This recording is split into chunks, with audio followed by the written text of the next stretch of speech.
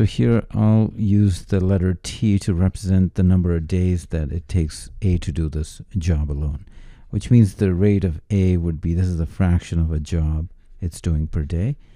In case of B, it takes 25% more time, so it would take 1.25 T. So the rate of B would be 1 over 1.25 T job per day. Now in this question, we're told that A works alone till half the job is done, which means that now the remaining half is split between B working alone to finish 5% of the job, and A and B working together. So that means that this portion would be 45%, because A works alone, and that's the 50% part. So from this, I know that their combined rate is, I can just add these two. That's the combined rate, meaning that's the fraction of the job they're doing per day. So in 4 days, they would do 45%, or as a fraction would be 45 over 100. So I can use this equation to find T. I can factor out a T on this side, and I'll be left with 2.25 over 1.25 times 4. And I will simplify this part. 25, 4 is divisible by 25. This is 5, this is 9.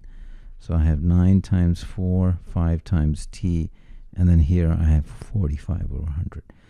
So I'll move the T up here, keep everything else. 45 goes into the denominator, 100 goes up. Now I'll reduce things. 5 times 5 is 25, goes into 104 times. So T is 16, and of course it's here, but that's the trap answer. That would be the number of days that it takes A to do the job. B would be 1.25 times 16, which is really 5/4, and that's 20 days. So the answer is C.